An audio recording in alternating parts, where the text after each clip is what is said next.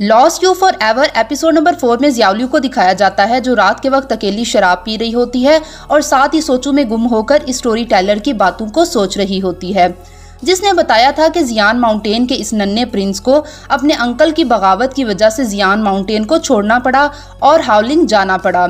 इसीलिए उसने हावलिंग को अपना घर तस्लीम कर लिया और सेकंड प्रिंसेस के साथ वक्त गुजारने लगा और दुनिया के मामलात से बिल्कुल बेखबर हो गया। नेक्स्ट सीन में जियाओलियू को दिखाया जाता है जो खाना खाकर छुपकर वहां से भागने वाली होती है। तभी वहां मुंह आ जाता है और इससे बर्तन धोने को कहता है, जिसको जियाओलियू टालने की कोशिश करके वहां से जाने ही लगती है। तभी मुंह उसके पीछे भागता है, जिसको देखकर जियाओलियू हार मानकर बर्तन धोने के लिए राजी हो जाती है और बर्तन लेकर नहर के पास धोने चली जाती है। जैसे ही वो बर्तन धोने लगती है तो इसकी नज़र कुछ मोटे ताज़े परिंदों पर पड़ती है, जिसको देखकर इसके मुंह में पानी आ जाता है और वो इनको रोस्ट करने के बारे में सोचती है। तभी वो पत्थर मारने लगती है मगर वो उड़ जाते हैं, लेकिन इसी जगह से पत्ते हिलते हैं, जिस पर जियाओलियू खुश हो जाती है कि उसका निशाना सही लगा है। मगर जैसे ही वो वहां पहुंचती है तो क्या देखती है कि परिंदे की बजाय वहां कोई गंदा सा आदमी पड़ा हुआ है, जिसको देखकर वो वापस चली जाती है, ये सोचते हुए कि अगर वो अपने काम से काम रखेगी तो इसकी ज़िंदगी में कम मुश्किलात होंगी। और तभी वो वहां से चली जाती है अपने काम के लिए।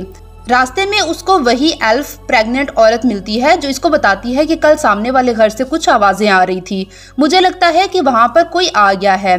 और तभी वो अपना खदशा जाहिर करती है कि कहीं वो मेरे जैसा बिजनेस ना शुरू करें वरना मेरा काम नहीं चलेगा, जिस पर जियाओलियू इसे तसल्ली देती है कि हो सकता है कि वो अच्छे नेबर्स हों। और इसी के साथ ही वो वहाँ से चली जाती है।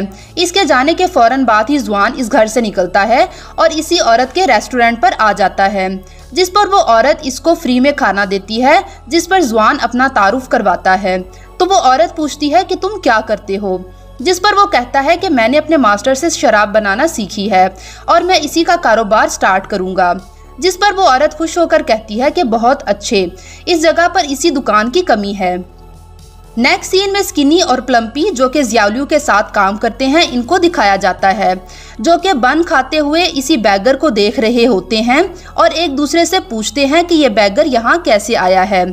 और तभी आधा बन इसकी तरफ फेंकते हैं मगर इस बैगर की तरफ से कोई भी जवाब नहीं आता। तभी जियाओलियू उनको बुलाती है तो वो वहाँ से चले जाते हैं। उनके जाने के बाद इसी भिखारी को दिखाया जाता है जो बन पकड़ने की कोशिश कर रहा होता है, मगर इसके जिस्म पर इतने जख्म होते हैं इसकी वजह से इसका जिस्म इसका साथ नहीं देता। नेक्स्ट सीन में जियाओलियू को दिखाया जाता है जो अपने क्लिनिक पर वापस आती है।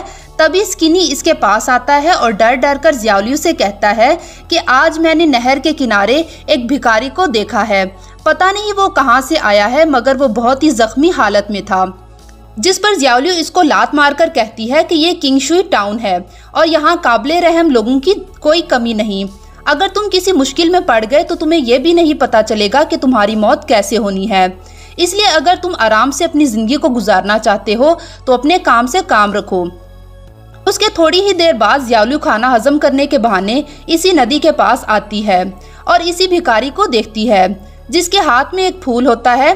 तभी वो पास पड़े ब्रेड पर पाँव रखती है और इससे पूछती है कि मैंने तुम्हारी ब्रेड खराब कर दी है, इसके बदले में तुम क्या चाहते हो। जिस पर वो इसका जवाब ना पाकर इसको उठाकर अपने क्लिनिक पर ले जाती है। तभी इसकी बॉडी पर जख्म देखकर स्किनी और प्लम्पी की चीखें निकल जाती हैं और वो जियाओलियू को बुलाते हैं। इसके जिस्म पर चाकू, छुरी और जलने समेत हर किस्म का जख्म होता है, जिसको देखकर जियाओलियू कहती है कि ये सब जख्म किसी टॉर्चर करने पर हुए हैं। और तभी इसके पाँव को दिखाया जाता है जिससे नाखून निकाल लिए गए थे। और तभी वो इसकी टांग को देखकर कहती है कि इसकी टांग टूट गई थी और खुद ही जुड़ गई थी। अगर वो दोबारा चलना चाहता है तो मुझे डर है कि इसकी टांग को दोबारा से तोड़ना होगा और फिर से इसको जोड़ना होगा। जिस पर स्किनी और प्लम्पी डर कर कहते हैं कि क्या इसकी टांग तोड़नी होगी।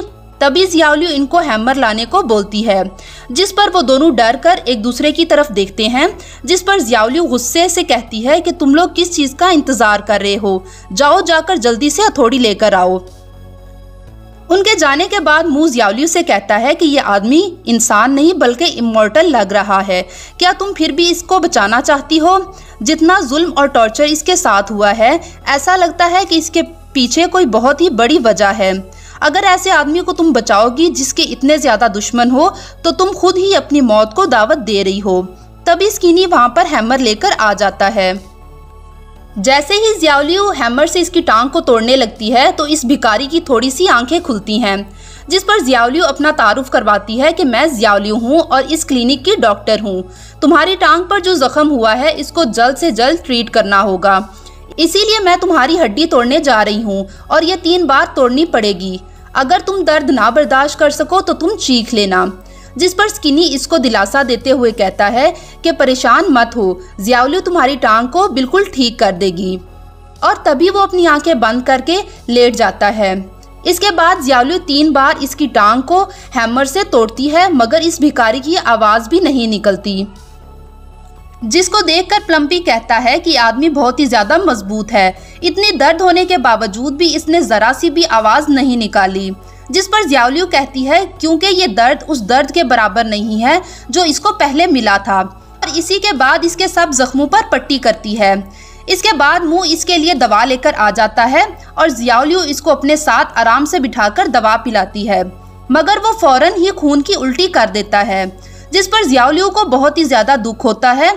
तभी मुंह इससे कहता है कि इतने साल इसको इतना टॉर्चर करने के बाद इसके ऑर्गन्स तबाह हो गए हैं और हमारे पास कोई ऐसी जादुई दवा भी नहीं है। मुझे डर है कि ये ज़्यादा देर तक जिंदा नहीं रह पाएगा। जिस पर ज़ियाओलियू कहती है कि हमारा काम कोशिश करना है, बाकी हम किस्मत पर छोड़ देते हैं। इसके बाद सैंग जुआन और इसके बॉडीगार्ड को दिखाया जाता है, जो सैंग जुआन से कहता है कि 6th और 5th किंग इतना असर और पावर रखने के बावजूद चैंगरोंग आर्मी के बचे हुए लोगों को ख़त्म ना कर सके, मगर आपके उम्दा प्लान की वजह से हमने इतनी जल्दी दुश्मनों का सफाया कर लिया है। जिस पर सैंग जुआन कहता है कि मेरे ग्रैंडपा चैंगरोंग आर्मी की वजह से हमेशा परेशान रहते थे। अब वक्त आ गया है कि चैंगरोंग के बचे हुए बाकी लोगों का खात्मा किया जाए। जिस पर इसका बॉडीगार्ड कहता है कि अगर ये मिशन कामयाब हो गया तो हो सकता है कि आपको जियान माउंटेन पर दोबारा बुला लिया जाए। तभी वहां से सैंग जुआन का सर्वेंट सैंग जुआन को बुलाता है, जिसकी आवाज़ सुनकर वो बॉडीगार्ड खिड़की से भाग जाता है। तभी वो मुलाजिम खुशी से सैंग जुआन को बताता है कि मैंने इस स्पिरिट स्टोन के बारे में पता लगा लिया है। वो इस टाउन में 10,000 सालों से रह रहा है और जो कुछ इस जगह पर हुआ है वो इस सब के बारे में जानता है, मगर वो एक छोटा सा मॉन्स्टर है और उसकी पावर बहुत ही कम है। जिस पर सैंग जुआन खुश हो जाता है और उसे कहता है कि ठीक है, आज रात को हम इस स्टोन स्पिरिट के पास जाएंगे।